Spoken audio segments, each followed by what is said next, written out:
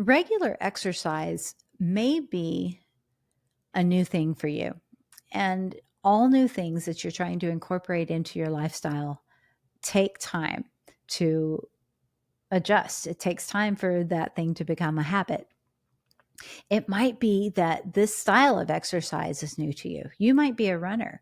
This is an example. I'm not calling anyone out.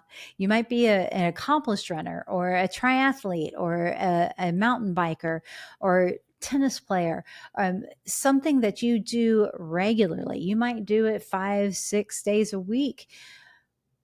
And that's going to be a lot more than what you're going to be doing in this program. So it's going to be, you might be coming from a place of exercising a lot. You might be coming from a place of not exercising at all. You might be coming from a place where you exercised before, then you had a pattern and you had a routine, and you've somehow gotten out of that over the last month, 6 months, year, 2 years, for work or kids or injury, so many different reasons. Whatever the reason is, you need to be able to make exercise a habit. And that's what I want to talk about in this video. I want to help you with some tips and strategies for making exercise a habit. One of the first things I'd like to do is we will make a plan together. Decide how many days, which days you have available to exercise, whether that's at the gym or in your home gym, whatever it is we're doing. We're going to work on that together and build a customized plan that is appropriate to the equipment you have available and appropriate to your strength and your level of fitness and your experience with exercise. And then we're going to progress from there. But you decide which days you have available. And we're going to work first with 2 full body workouts, whether that be with dumbbells or barbells or kettlebells or machines or a combination thereof, or resistance bands and suspension trainers, whatever it is you have at hand, whether it be at the gym or at home. We're going to work out twice a week, full body. And so you need to choose those days that you're available for that. And also, your strength training exercise is going to be spaced 72 hours apart. Research shows that adults, men, women alike, over 40, and they have an optimal amount of recovery between muscle exercise or strengthening bouts, and that is 72 hours. So no more of this Monday, Wednesday, Friday stuff, okay? We're going to be either Monday, Thursday, Tuesday, Friday, Wednesday, Saturday, whatever works for you there. But those aren't the only days you're going to be exercising. They might be at first. Yeah, they probably will be at first, but you'll also want to work on just being active throughout the day. In exercise science, we call that your NEAT, or your non-exercise activity thermogenesis. That's the fancy way of saying it. And that's just a combination of things. Like I'm talking with my hands right now. I'm blinking. If I fidget, if I bounce my leg, all of that stuff burns calories. And that is part of your NEAT. Also, walking, getting up from my chair, walking up and down the stairs. My office is upstairs, everything else is downstairs. So going up and down those stairs is non-exercise activity. Standing up, just doing a bunch of squats, that's actual intentional exercise. But it's something, if I'm building it into my day in a frequency way, then that is considered NEAT. Walking from the back of the parking lot to get to the grocery store, actually doing your own grocery shopping, all of that falls into NEAT. That is the daily activity that is really going to move the needle in calorie burning and actually fat burning as well, if that is your goal.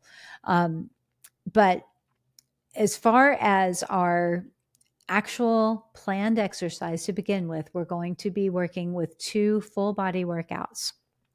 You will progress to also adding a more interval intensity workout, often called short intense intervals or sprint intensity training. That is sit training. And that could be in any form of cardio. It could even be a form of fast moving weight exercises, provided we have good proper form the whole time. And then we're going to add to that, when you're ready, jump training or plyometric training, which involves moving with force and with power. And it's not necessarily jumping rope or jumping onto 2-foot boxes or any of those things necessarily. I mean, that's part of it. But if you have a reason to not do that, if you have a medical reason to not do that, or you haven't done it in a while and your joints are just not ready for it, then we're going to ease into it. We're going to work our way into it. And that is going to go a long ways to protecting and rebuilding and remodeling bone density, which is super important during this time of life. So first off, when you first start, you're going to choose 2 days during the week, spaced 3 days apart, that you're going to focus on your strength training. And then you're going to take a month-long calendar and you're going to write in those days. You're going to write it in red, write it in ink. This is a meeting. This is an appointment that you're scheduling with yourself. And it's important also, as you write that down, you say, I promise myself that I'm going to exercise on this day and on this day. I'm going to do my strength training on this day and on this day. I'm going to show up for myself. And I'll get to why that's important. So then as you do those, you can have this on, it can be on a wall calendar. It can be in the app. It can be on a piece of paper, whatever works for you. After you do the workout, you're going to mark it complete. If you're running your workouts through the app, you're going to mark it as you go, and then you will complete it, and you're going to rate your energy and your effort level, and then you'll have that marked as a workout that is completed on that day. Your goal at the end of that month is to have more marked out workouts than not. And back to why it's important to say to yourself, I am promising myself to work. I will show up for these appointments. I will keep these appointments, because honoring those self-promises is going to help you trust yourself. And it's going to go so far in increasing your self-confidence and your self-esteem and changing your image of yourself to someone who does what they say they're going to do. That's a super big part of making exercise a habit and a part of your lifestyle. After that, you're going to focus on what we talked about, just staying active throughout the day, the non-exercise activity, thermogenesis, getting up and walking, taking a nice walk in the early morning sun. Set step goals. The reason we do step goals is just to encourage you to stay active throughout the day. First, before you set a goal of any kind at all, you need to know where you are now. So with your activity tracker, just wear it in your everyday. Wear it for like 3 to 5 days, and let's take an average of how many steps you're actually taking through the day. And then we're going to add 1,000 to it the first week. And then the next week we'll add 1,000 more. And then we're aiming for anywhere between 10,000 and 12,000 steps. And that's accumulated throughout the day. That's including your workout. But we want to start where you are, because if you are sitting most of the day and you're getting 2,000 steps, 2,500 steps is more. 5,000 steps is more. You don't have to go from 2,000 to 10,000 at once. You don't have to go from 0 to 60 in 2 seconds flat. You need to make small changes until you're ready to make more changes. That's the only way it's going to stay part of your life, and it's going to become a habit. Otherwise, it's not sustainable. Going from 0 to 60 is okay for one time, but if you want to do it every day for the rest of your life. So we're going to make small incremental changes in your daily activity. We're going to make sure you're keeping those appointments with yourself. And then by the time we're adding that sit workout and that plyometric workout, and extra mobility training, you're going to have such a good response. You're going to be feeling good about yourself, confident in yourself. You're getting stronger. You're having more energy. And by that time, you're going to want to do more. And then by that time, you're going to realize how much better you feel when you're doing this, both mentally and physically. And it will become a habit. Now, a little bit more about habits. They used to say it takes 21 days to build a habit. It's kind of an arbitrary number. I think it was a marketing number because it's easy. That's 3 weeks. Let's make a habit or break a habit in 3 weeks. That's a sound bite. We can do it. It's pithy. research out of Stanford shows that it's really more around 78 days, which is obviously not as easy to grasp. I don't even know how many weeks that is. But it takes longer for something to actually become an intrinsic habit that you're going to do, something that you're going to do in your day-to-day life anyway. Than we have always said it was. So I apologize on behalf of the fitness industry for this and many, many other things. We have let you down, but I'm here to tell you the truth now and to be honest about what it takes and how to help you feel better. Okay, next step is remove as many obstacles as you can. What do I mean by that? I mean, make it easier to do the thing you want to do than it is to not do the thing you want to do. Plan your exercise at a gym on your route home or close to work. If you commute to work still, plan your exercise on your during rush hour, or if it works for you to get up before everyone else and exercise in the beginning of the day, do it then because it's easier that way. The caveat I'm going to give you there is if you're not sleeping enough, then you are going to benefit more from that extra hour of sleep than you will from that workout. Dead stop. You will benefit more keeping your head on that pillow for another hour than you will from getting that early morning workout if you are not sleeping enough. That's just adult talk right there. So none of this, no miss days, never miss a Monday. Yeah, miss a Monday if you didn't get enough sleep on Sunday night. Okay. All right. So the main thing is you want to make this easy for you. What is the best time of day to work out?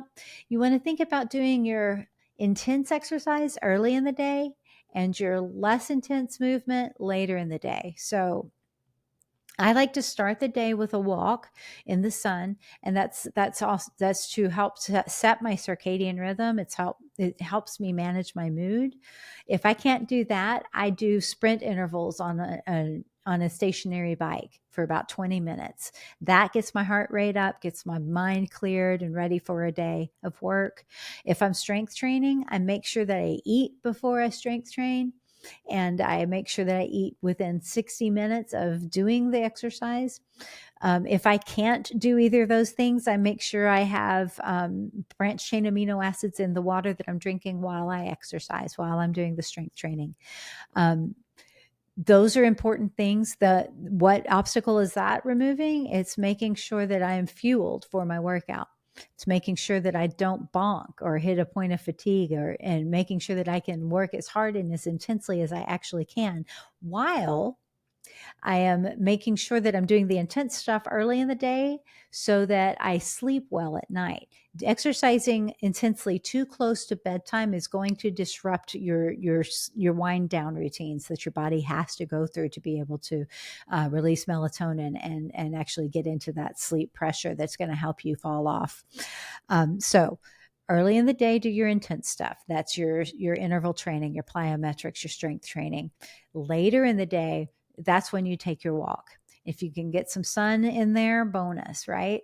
What I'm doing here is setting it up so that my exercise is not hampering my sleep. It's actually encouraging good sleep by when I do it during the day. I'm making sure that I'm eating the right things around my exercise to support the effort and to begin recovery. And another thing you can do is remove other obstacles like, oh, I overslept and none of my clothes are clean and I can't find my shoes. Make sure you have all of those things in the right place. Pack your gym bag before you go to bed at night and put it next to the door. Pack an extra one and keep it in your car so that you don't have an excuse if you accidentally forgot your bag.